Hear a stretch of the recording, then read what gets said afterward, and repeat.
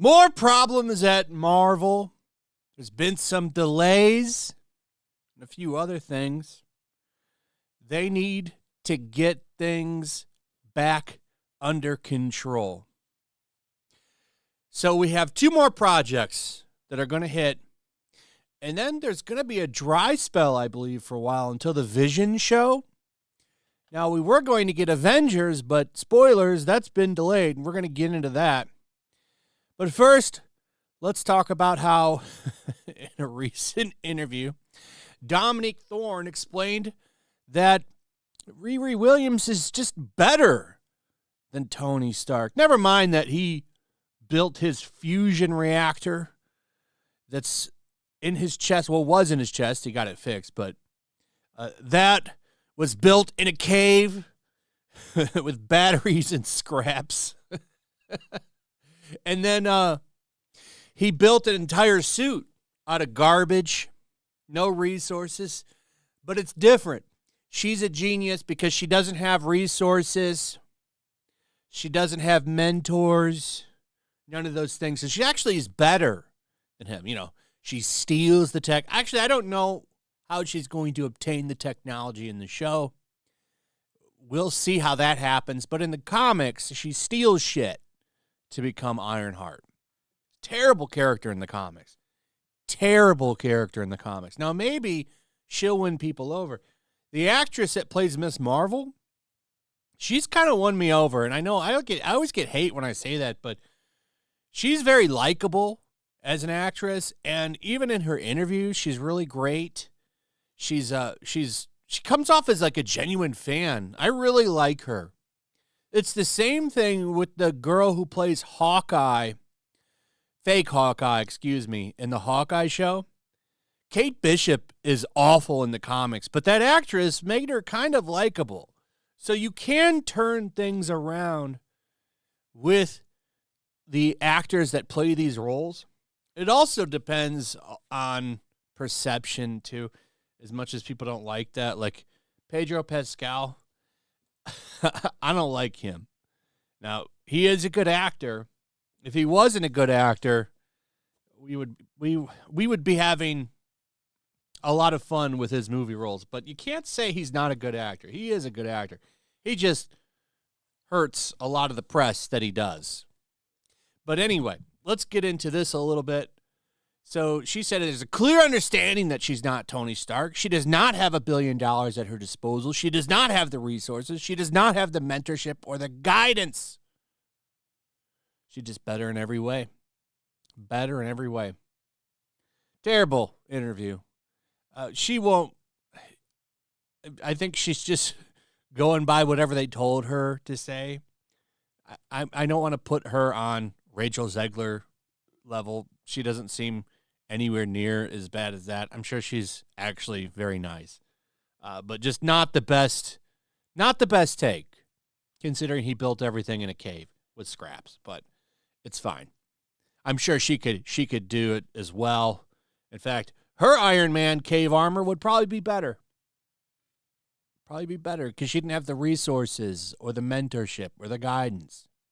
And then there's this, which is very wise of Marvel to do, I gotta say, delaying Avengers Doomsday and Secret Wars.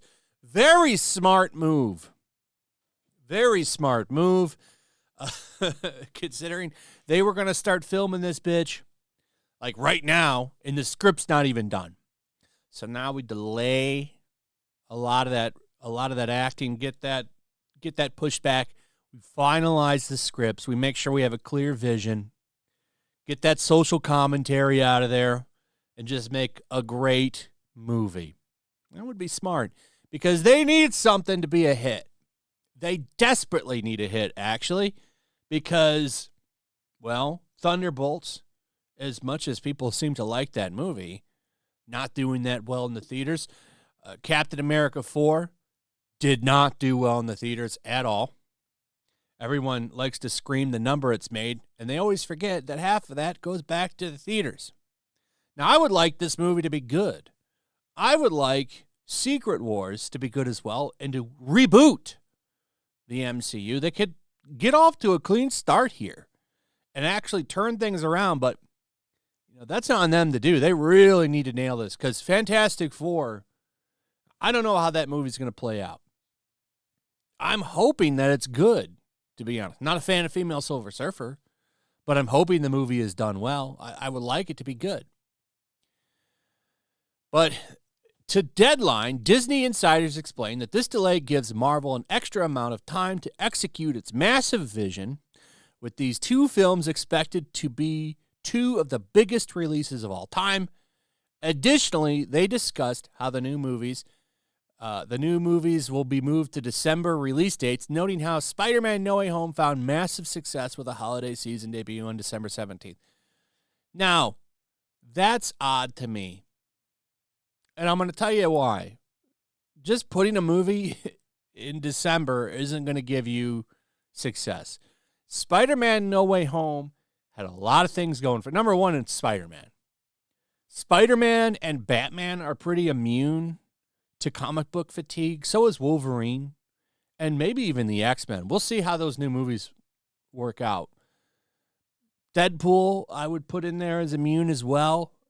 Certain characters are just going to draw people regardless. And they always will because they're so popular. Spider-Man especially. So number one, it was a Spider-Man movie. If you want this to happen, you need to have Spider-Man in these movies. Two, you also had the fact that Tobey Maguire and Andrew Garfield were coming back, and everybody wanted to see that. I mean, them being in that movie really helped push it up. And the fact that it was fun. I love that movie. It's got problems for sure. But I love that movie. I also love Deadpool and Wolverine, and that movie's flawed too. But you know what both of those movies were, in my opinion? A lot of fun. I love those two movies.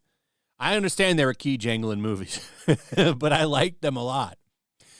This movie, in a lot of ways, is a key jangling movie. You're bringing back all these Fox X-Men. I guarantee you, in Secret Wars, they're probably going to bring back maybe even Andrew and Toby. These are basically cameo the movies. At least Spider-Man No Way Home had a story revolving around it, as basic as it was. But yeah, these movies are moving. So Avengers Doomsday will now be released December 18th, 2026, instead of May, giving them a little bit more time to cook. And Secret Wars will move from May to December. So they're both going to be moved to December. The biggest question I have is, what are they going to do with Spider-Man?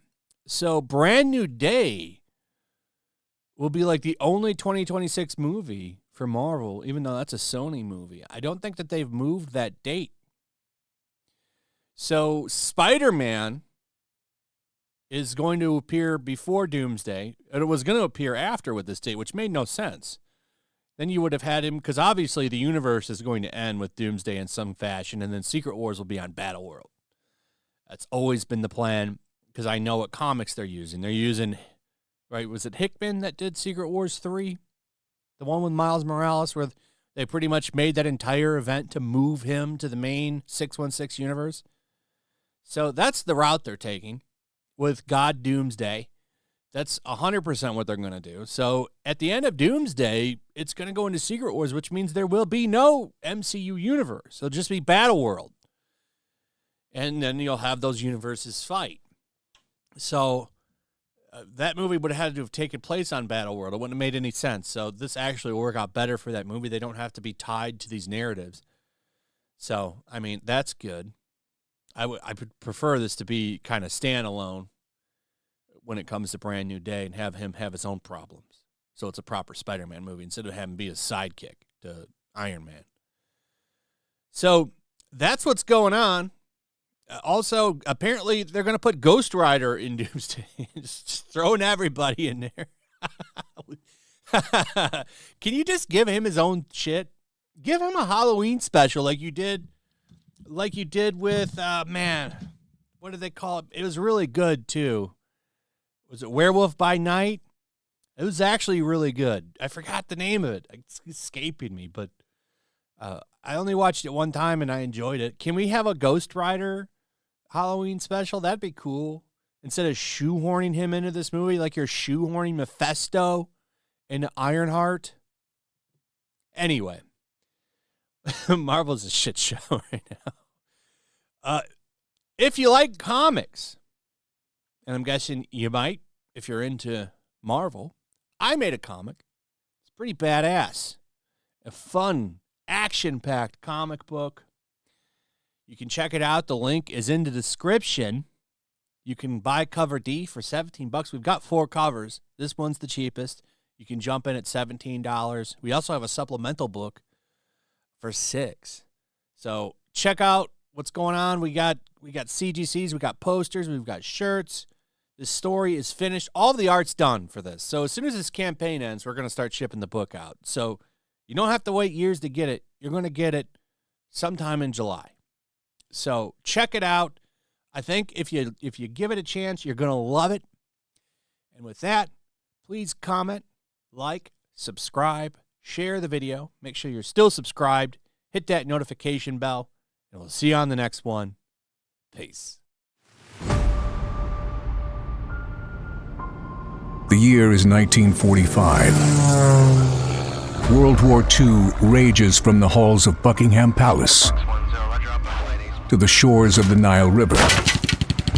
Even now, the clash between freedom and tyranny is about to boil over. Somewhere in North Africa, 2 American flyboys are soaring high on a reconnaissance mission, searching for clues to a peculiar new obsession, with the occult gripping the Nazi high command.